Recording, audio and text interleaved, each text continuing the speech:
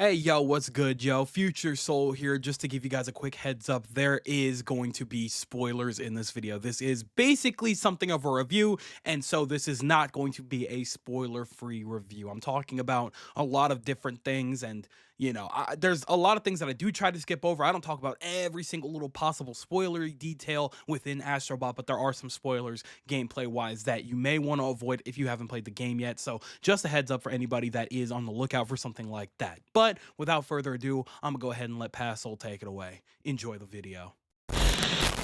You already know what time it is. What's up, y'all? Soul here, and welcome back to my story mode. So it was kind of inevitable that eventually we would be talking about Astrobot, right? What a random, unique little gem that we never would have expected from somebody like PlayStation, considering the last decade or so of games that we've gotten from them. For whatever random reason, one day Team Asayobi decided, you know what? Why don't we go ahead and just lock the hell in?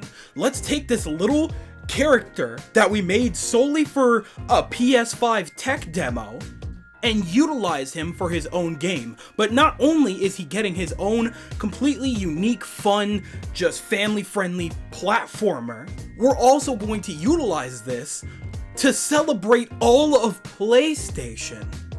What an absolutely incredible idea that I never thought would come to fruition. Something that I just would never have expected PlayStation to allow to happen. We've been stuck this last decade with so many samey, gamey whatevers the last couple of years. And it's gotten a little tiresome to the point where they kind of shot themselves in the foot multiple times. Most recently with their announcements and release of Concord, which failed spectacularly. That is not a strong enough word to explain how badly that game ended up. Costed 400 mil in development and completely sunk to the point where they took it down 2 weeks after release, maybe not even 2 full weeks after its release. That's ridiculous. PlayStation, they were looking in the gutter, right? And then all of a sudden, just it felt like out of nowhere. They were just like, hey, try this little platformer we got for you. And it's got all of your favorite characters from across PlayStation history. What? Okay, cool, awesome. Why did we do this? Why did you decide to lock in here? I'm not complaining though, by any means. As you've seen from the title, possibly the thumbnail, I don't know what I'm gonna do for that yet. I usually have an idea for that, but regardless, from what you've seen, it's very obvious that I very much enjoyed Astrobot. That was an incredible couple of hours, okay? They locked the hell in. They made a nice little game. It was super cute, super fun to play, great design. Never again that I think I would see a game that would acknowledge something like Okami, Amaterasu. What in the hell? All right, awesome. Never again did I think that PlayStation would allow any of their IPs to ever get really acknowledged again. Didn't think we'd be seeing Jak and Daxter like that again. I mean, Ratchet and Clank, that's still up in the air because we did get one game this generation from them at the beginning of the life cycle, like 5 years ago, but regardless, it's just incredible that they, made this little miracle of a game happen, and it was just a nice, perfect little package. Not too demanding, it was just nice and simple to get into. It was great, man. It was awesome. And definitely something PlayStation needs to do more of, and I hope that they definitely learn from this, because with all that's happened, right? We had Concord happen, they know that they flubbed the ball. They know they dropped the ball on that. We got Astrobot, that was good. Then they announced the PlayStation Pro.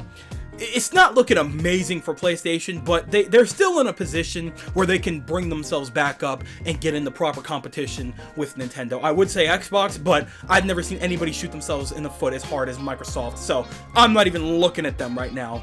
Get out of my face with that. I'm not even looking at them right now, but regardless, I'm just saying, Switch 2 is on its way. PlayStation better get their act together real quick.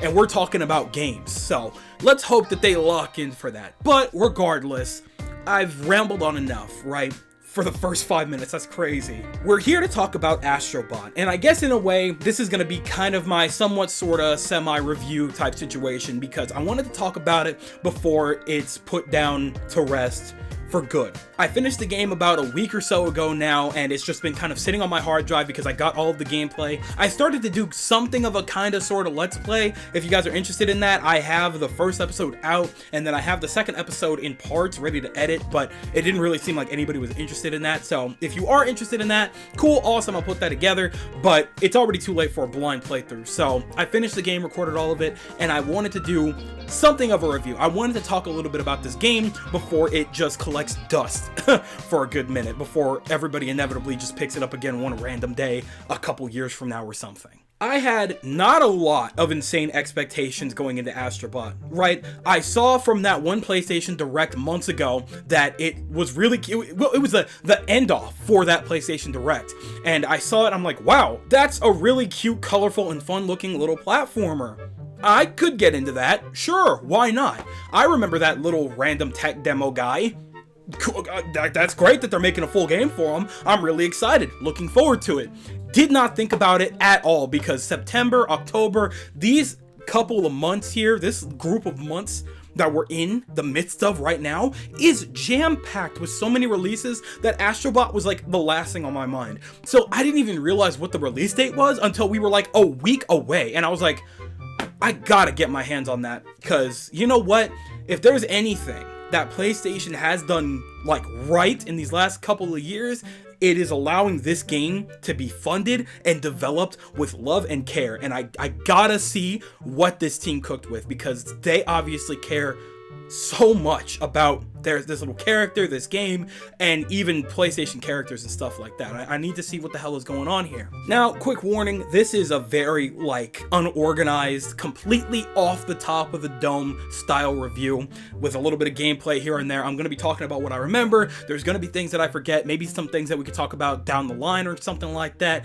But as of right now, it's completely off script. I'm just remembering what I like, maybe some things that I didn't like, and we're just gonna you know, talk about it a little, right? But it's very obvious that I enjoy the game. I'm not gonna rank it out of 10 or whatever, because it doesn't really make a difference to me. It was a great game. I loved it for what it was, and maybe one day down the line I'll play it again. But I do want to talk about this game because it is something just so extraordinary, and its mechanics and how it was built was just so fun and very interesting. Its level designs and mechanics are something extraordinary, something to really behold, because I again had little expectations for this game. I just didn't think much of it until it got close, and even then I'm like, all right, I'm not gonna look at any trailers, I'm not gonna spoil myself on any gameplay, I'm just gonna pick it up and see what's going on in there.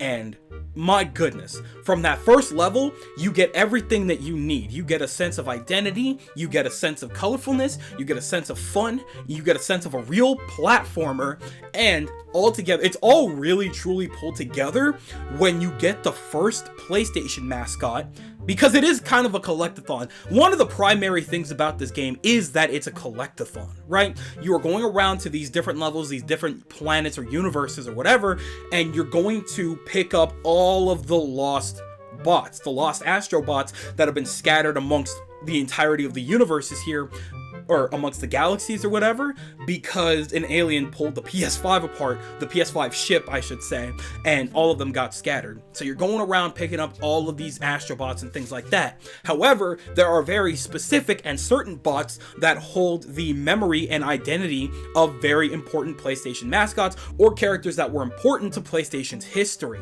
So the first bot that you pick up, the first like identifiable Astrobot, is Ratchet.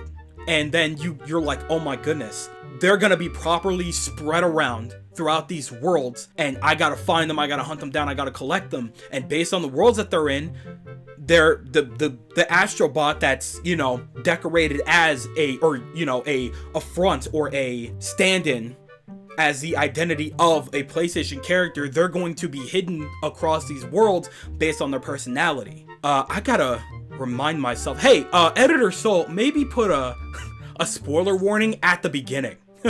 All right, please do that, because I mean, it's been about a couple weeks now. This game should not take you very long to finish at all, but you know, everybody's busy, everybody's got things to do. So, but, you know, this is probably the biggest meat and potatoes about the game, so I will put a spoiler warning at the beginning. So if you're still here, great, awesome. But you find Ratchet tied to a tree, right? And then you find the other character.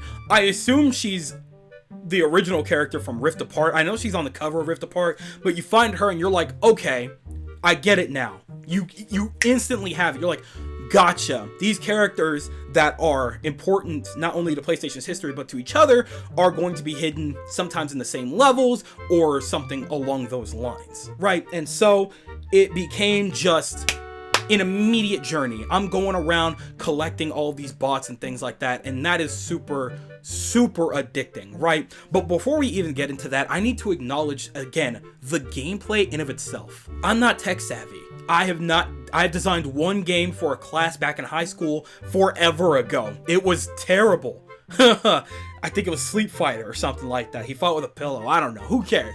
I don't know jack diddly squat about game design. But one thing I will acknowledge is how much care went into the designs of a lot of these levels and just everything within them. You could tell each individual level, every single one in this game is designed with love, care, and just ideas. And you could just see it plastered around every single one of these levels. Okay, going into the first level, going into that water, swimming around with all these little creatures that are doing their own thing, and all these little gadgets and gizmos that are under there, all the way that you find all the bots, the way that you get these super unique power-ups that make it so much fun to explore these levels. The very first level, you turn into a little Astro bot bubble. He like flies up and things like that. He's a bubble, and it's really fun, right? Now, I have heard a lot of people say that it is very reminiscent of a Mario game. I can't argue with that, unfortunately, because yeah, it does feel very Mario-esque, unfortunately. There's really no argument to be had there. But I don't think that there's anything inherently wrong with that, especially when it's heavily inspired. But you know, it's not exactly direct, but it's pretty damn close. You can't really ignore that, right? But I guess that's something I'm kind of able to look past because there's enough originality in, you know, designed and embedded into it that it just makes it kind of its own thing, and that's totally fine, right? The joke is that they made a Nintendo game and it kind of worked out in their favor. Fine by me. They finally locked in with a good game here, so I can mess with that heavy, right? But even then, right, you can look at this game and tell, like, yeah, these mechanics are just the devs having so much fun. One of the things that impressed me the most, one of the mechanics that impressed me to high hell, was a very early level, actually, where you get an upgrade and you turn into a mouse. You turn very tiny. You can grow in size and shrink in size at will at any given time during that level after you get the power up. And it is incredible. Like, I can't believe how well designed that level is. No frame drops, no real issues. I didn't have any issues with that level, and it's just so seamless. And it's just like, again, I'm no tech savvy person, but I feel like that's really impressive to do so seamlessly and just so well. And I appreciate that a lot, and it just made for a very fun level because I was going around shrinking and growing in every which way. And even then, I still missed so many different things, right? You are going throughout this level, you're trying to find 3 things sometimes. You're trying to find, most of the time it's 2 things, sometimes it's 3. You're trying to find puzzle pieces so that you can get access to different things on the island that all of the, you know, PlayStation characters, the Astro bots, and the PlayStation is sitting. You are collecting all of the bots that all of the PlayStation characters and all the Astro bots are, you know, chilling. And you're trying to get portals. These portals lead to levels in a completely separate realm that usually contain extra puzzle pieces and extra Astro bots and PlayStation character Astro bots. And it made it so good for replayability. I found myself going back to some of these levels maybe 2 to 3 times because sometimes these things were all hidden so well. And I didn't even like 100% the game. There's still characters that I'm missing. There's still puzzle pieces that I'm missing. I got all the portals though. That one I did do. And they are so well hidden that it's absolutely mind-boggling how well they put these levels together. When they're hidden that well and you like actually feel super rewarded for actually finding them the way that you do, it's a testament to pretty good game design, I think, or at least level design. I think they did a phenomenal job. Even if they did take a lot of very hefty inspiration here and there from other platformers, primarily Mario, I think they did a splendid job with what they had, okay? Regardless. I like Mario. I said a lot while I was recording the game that it was very reminiscent for me to 3D Kirby. It reminded me a lot of 3D Kirby. Regardless, it did feel very Nintendo. But I don't think that's inherently a bad thing when playing through something like this. So overall, I think they did a splendid job with the general gameplay. And then to top it off, there's just so many fun and unique mechanics that you just get invested into, right? All the different power-ups in of themselves are super duper interesting, right? You get that little balloon one, you get this little elephant one that makes platforms under you, you get these little froggy boxing gloves that allow you to hit things from far away like it's freaking arms. It's stupid impressive. It's truly just, oh, it's so much fun, right? And it's not like they only pop up 1 or 2 times each. They pop up a lot. You're using a lot of these different power-ups multiple times throughout your playthrough, and that's awesome. I'm glad that they didn't do it just like a one and done situation, right? And it wouldn't make sense for them to have to come up with all of these super different and unique abilities for like every level. That would be absolutely ridiculous. They don't need to be doing all that, and that's totally fine. I rock with that heavy. Perfectly fine. Now those are absolutely well designed, but don't even get me started on some of these bosses, man. These bosses are so cool. If there's one, there's a couple things they locked in on, and they locked in with the validity of these bosses, man.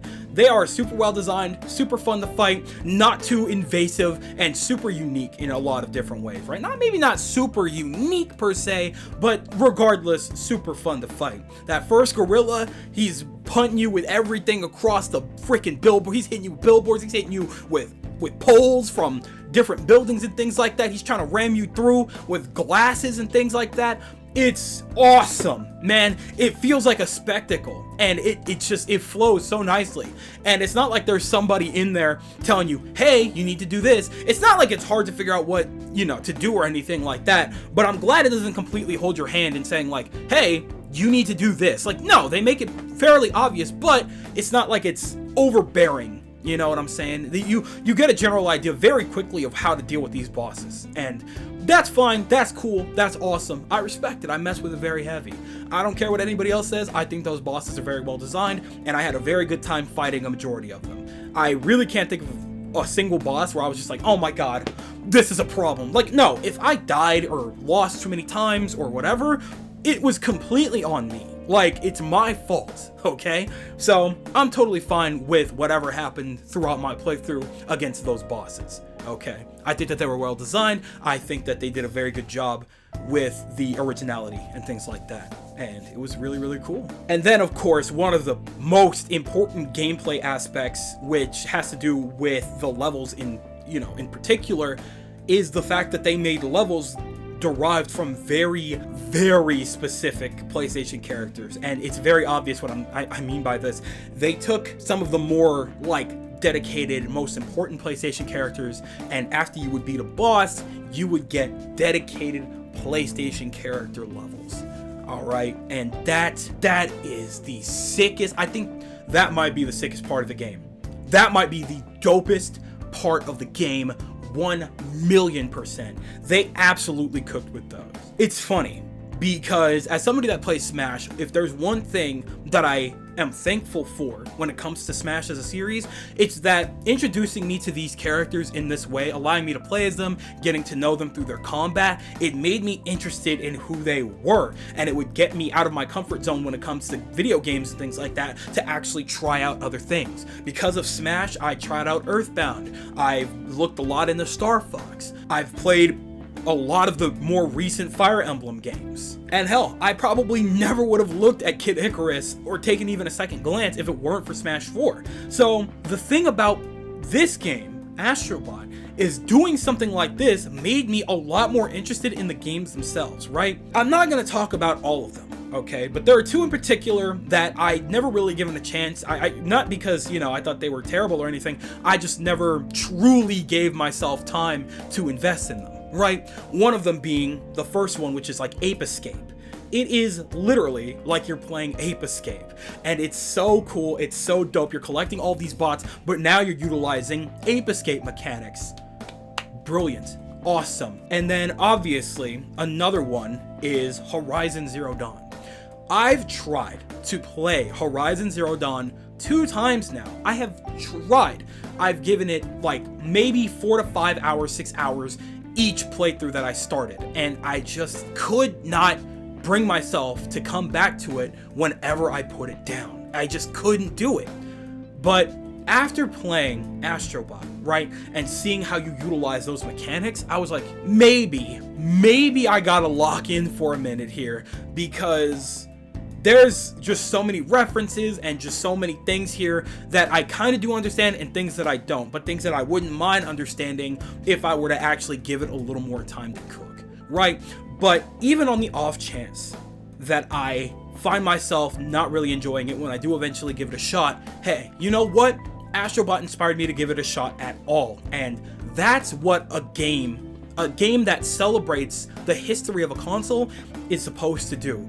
Something that celebrates gaming in general, that's the exact thing it's supposed to do. Is put that thing in front of your face and be like, hey, there's a reason that we included this in our game. Maybe you might want to give it a shot yourself. And maybe I'll lock in. I'm not buying that remaster. Hell no. I already have the original on PS5. Don't need the remaster. I'm good on that. Y'all, that's another problem that with PlayStation that I'm talking about, but whatever. We'll get to that another day. The point is, I appreciate the levels that give me the opportunity to do something like that, because being able to play as those characters, being able to just have that little snippet of what their world looks like, it's inspired me to give their games a true shot. Okay, so maybe one day I'll lock in. Again, no time soon. I've got way too many games. Metaphors on the way on the same day as Sparking Zero. I'm gonna be way too busy. I still gotta lock in with the Plucky Squire right now, so we'll get to that when we get to that. But the point is, I appreciate those levels. Hella, it is such a good time. They locked in with the music too, man. I really think that they did lock in with the music. They did an incredible job designing the tones and atmosphere. Sometimes it was a little more on the fun side than it needed to be, but for the most part, I think they did a splendid job concocting music for this little game. They are clearly very familiar with how level designs work and how music is supposed to amplify the level as opposed to, you know, distract you or something like that. It was the perfect blend of fun and whimsical and stuff like that. It was everything that you needed, okay? And I enjoyed it a lot. Again, not too much to say on that front. I'm no music savvy. I'm no music major or anything like that. I couldn't tell you anything about specific instruments here and there, or, you know, what that does for the tone and the atmosphere. I'm no scientist when it comes to music, okay? I'm not going to do that to you. But what I am going to tell you is that there are some songs in there that I could absolutely see myself using in future videos and things like that, and just having on as background while I work on other things, because they did a good job. They did a good job designing these songs, and I feel like we're gonna see them quite often down the line. Or at least here, you might. So just putting that out there. Now the thing about this is that there wasn't very much of a story at all. Right? It's just Astrobot and his buddies flying through space on their PS5 ship. They get hit by an alien, everything gets knocked to hell and back, and it's just a problem that you gotta solve. There's not a single line of dialogue in the entirety of the game. You get hit by the alien, your PS5 breaks apart, you gotta put the PS5 back together, and you gotta gather up all your friends from all of PlayStation's history so that you guys can, you know, fight this alien armada, or just single alien or whatever is going on there. Not much of a story, but, you know, obviously it's not like it desperately needed one. I feel like a more unique enemy probably would have been a lot more fun as opposed to just some green alien or something like that. Maybe it was meant to represent Xbox. I don't really know, but it wasn't like anything too insane, okay? It wasn't anything that blew my mind away or anything like that when it comes to the story or writing or whatever. There is no writing. It's just, this happens, how do we get there? And, you know, again, it's very funny. another reason why they kind of just call it, oh, it's PlayStation's Nintendo game, because that is Mario in a nutshell. Bowser comes in, wrecks something, Mario has to fix it.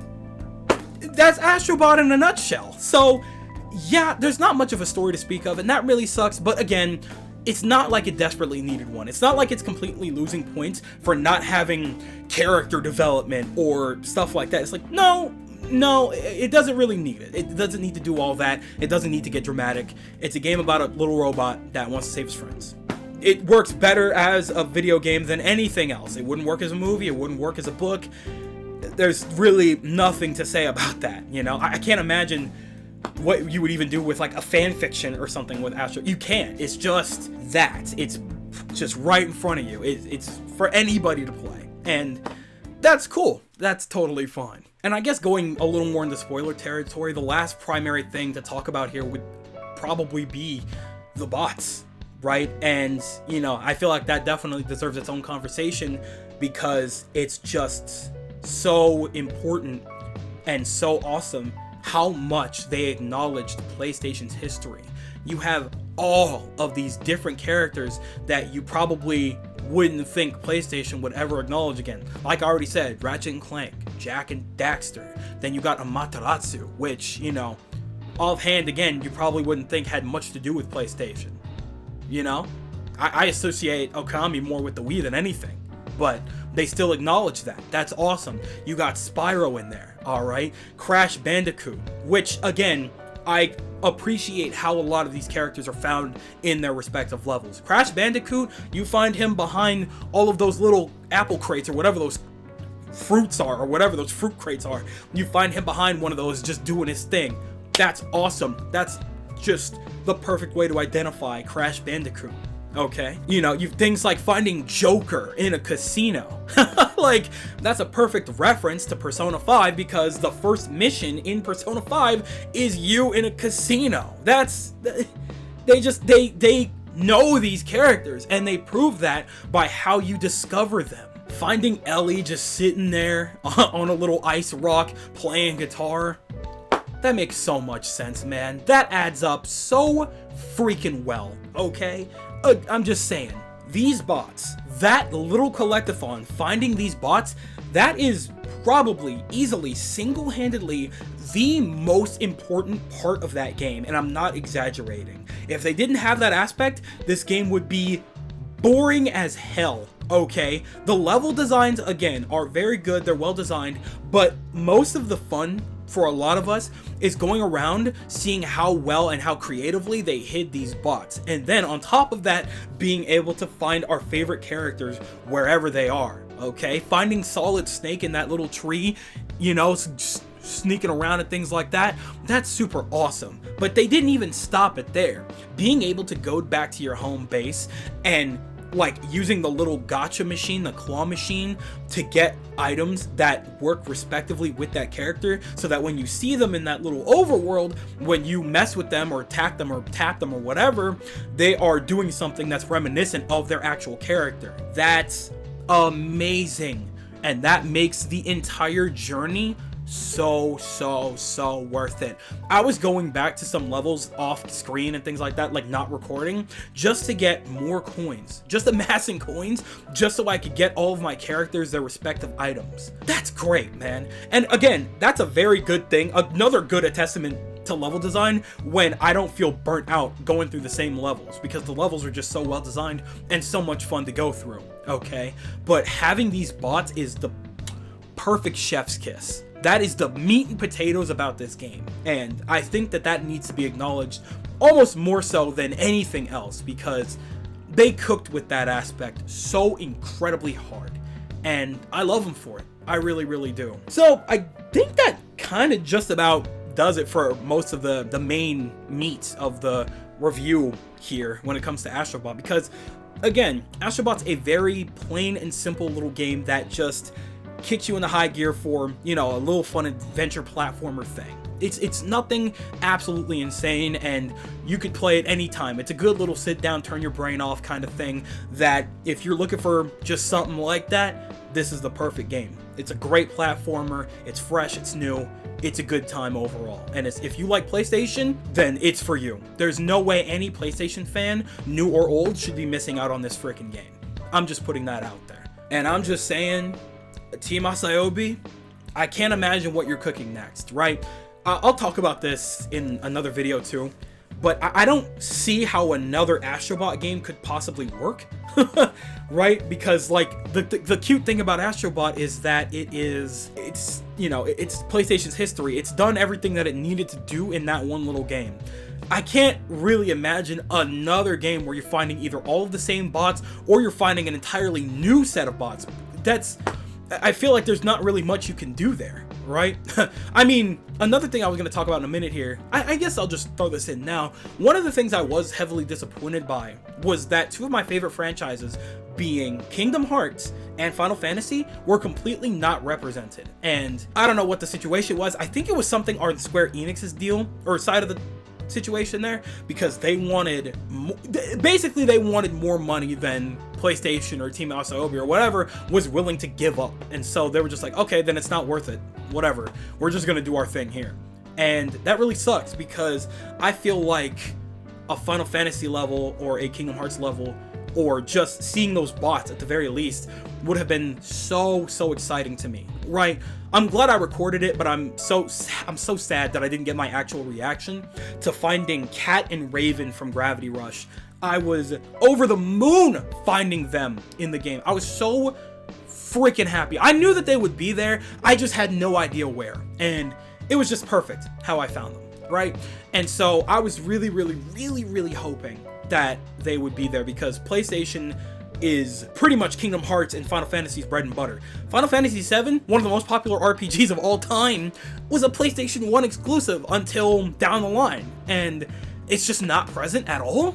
Super duper weird. Kingdom Hearts 1, PS2's RPG baby, man. Whatever.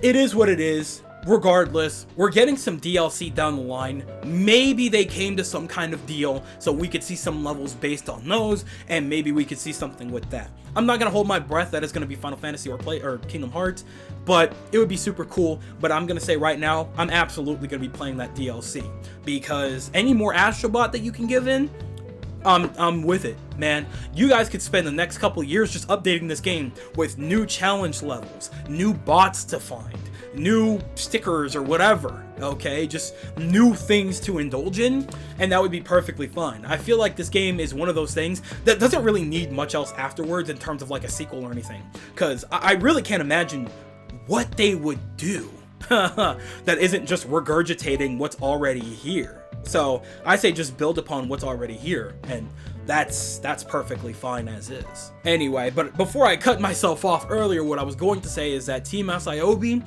even if it's not Astrobot going forward, I hope that they keep you guys on as a team, because you guys are absolutely brilliant when it comes to design. You guys obviously care about your craft, and you guys know how the PlayStation operates, and you know how PlayStation just works, and you guys know how to make y'all are some great ass designers, man. So keep it up. Don't care what the next project is, just I hope PlayStation gives you the funding, and I hope that they give you the proper love and attention and care for you to, you know, keep your craft going. Because I know y'all are some geniuses in there, man. And if you guys are able to lock in, that would be amazing. That would be uber swell, man. Uber swell. But I guess that's not really up for me to decide. So hopefully you guys are able to do some more really fun projects, and I'm looking forward to whatever you've got going, because I promise you I'm gonna be there. Overall, Astrobot is something that nobody in their right mind that owns a PlayStation 5 should ever pass up on. And if you are, I don't know how to help you, man. You must just hate fun, because I can't imagine a situation in which you pass up on something so fun, so colorful, and just an overall great time. A great way to spend a couple of days, man, because that sucker is addicting, boy. Ooh, it was very hard for me to put that game down sometimes, and I couldn't wait to hop back in. And now that I'm done with it, it's a little sad, because I don't know. But again, it's not forever. Again, DLC comes out very soon, and I can't wait to pick that sucker back up. But regardless, I don't think anybody should be passing up on Astrobot. That is easily like a justified like consistent 8, 9, 10 out of 10 game, and it's absolutely deserved and earned every score that it's gotten.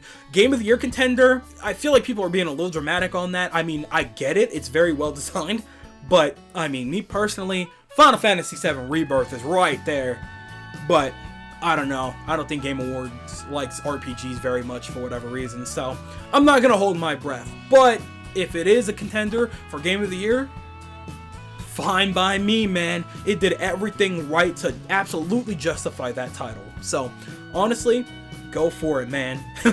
We'll play that one by ear, but I guess we'll have to see what happens in the future of Astrobot. But one thing is for certain, I will be there.